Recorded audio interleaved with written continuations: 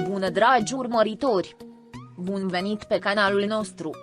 Nu cred că Halil este îndrăgostit de Nanuca, dar a înființat compania, Simo34, care are ca manager tot pe Printesa Oznurcula, căci firma ei de manageriat a dat faliment. Cred că nici nu are noțiunea de iubire adevărată la el, este un fel de plăcere amestecată cu dependenta de familie, cu puține sentimente dar și cu interese financiare, în plus, de 20 de ani, în care Oznur este managerul lui, în mod sigur el șantajează și doi convine să devină un ratat care depinde de ea. În acesti ani de impresariat, prima a găsit un singur film de lung metraj, nu prea grozav, căci lumea nici nu știa că Halil a fost actor principal. Prima a organizat în septembrie 2022 un concert, în aer liber, nu cu foarte mulți spectatori, apoi, s-a unit cu Nazmi și au dat rol principal în Emanet. Ele n-au crezut că el și Sila vor crea o armonie în cuplu seher,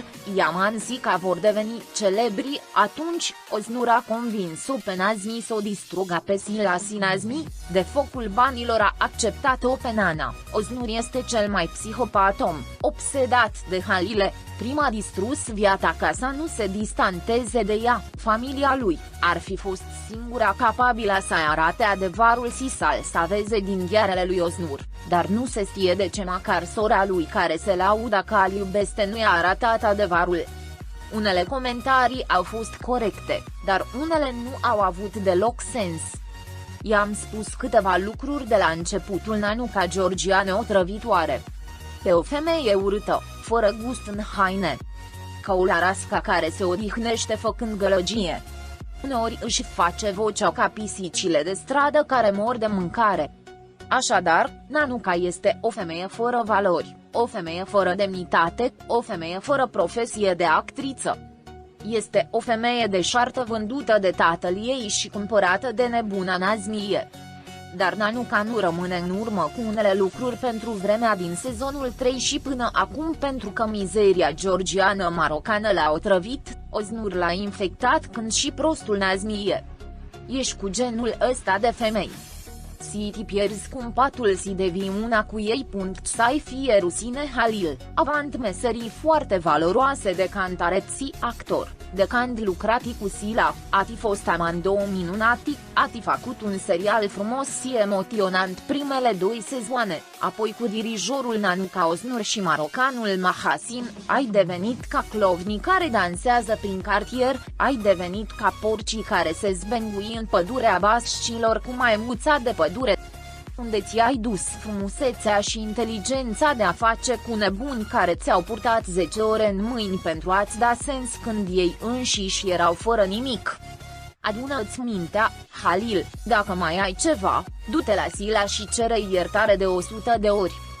Nu vreați, așa că e bine, e Mahasine. Nanuca are totul la îndemână. Halil și Oznurcula sunt căsătoriți, așa că vorbesc și scriu de mult despre asta, despre desea un copil, așa citesc eu ceva, acolo este fum, e foc.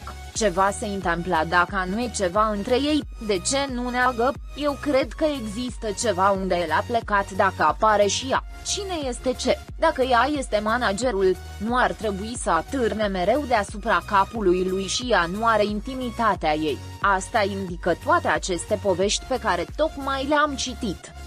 Halil nu are voie să facă nimic de la Oznurcula, el face doar ce îi convine. Asta nu ti spune ceva, asta că nu spune că a fost degeaba ce au dat îndrăgostitii de mulți ani, așa că dacă e asta, nu e nimic de căutat, și nici măcar să nu-i spui scumpei noastre frumusețe Sila, las-o să meargă până la capăt. Dragă Doamne, este să îndrept unde sunt cel mai bine pentru ea, indiferent de toate pretențiile, le urez amândurora tot binele, Dumnezeu să-i ocrotească, amândoi îmi sunt dragi.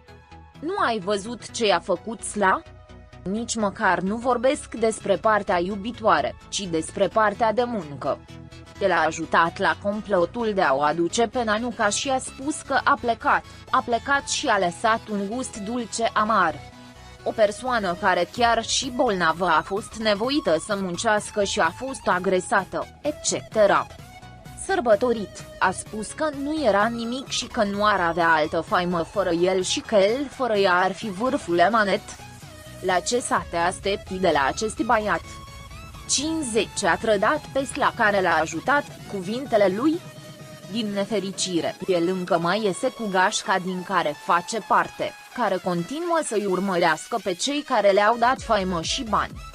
Dacă Sila ar fi un dăunător, o actriță proastă, ar fi nepoliticos cu ceilalți, nici n-a justifica-o și dimpotrivă. Acest lucru nu a ieșit niciodată de la ea în presă și nici măcar cei care lucrează cu ea nu spun asta. De ce ar părăsi Halil încrederea, când încrederea se termină? El își încheie cariera de actor. Pur și simplu era prea târziu pentru a schimba ceva, a părăsit încrederea când Sila ar fi putut fi un actor de succes pentru că publicul l-a iubit din cauza Sila, asta este cum pur și simplu s-a prăbușit că este mai departe de Calemaneta și proastă, urâtă și dezgustătoare Nanuca, nu există unde să meargă și, având în vedere vârsta ei, poate cel mai deștept ar fi să se căsătorească cu Nanuca, ar avea un copil gratis și pe lângă asta, bunica lui Nanuca este foarte bine, ce mai are nevoie? Dragii prieteni care arată dragoste față de Halil Ibrahim și Sila, vă vom transmite asta vouă, dragii noștri fani, pe măsură ce primim vești despre jucătorii noștri. Rămâneți pe fază pentru acces instantaneu la cele mai recente știri. Abonați-vă la canalul nostru și distribuiți videoclipul. Pentru a fi primul care vizionează, fi la curent cu noile videoclipuri activând notificările. Fii sănătos! Pascali.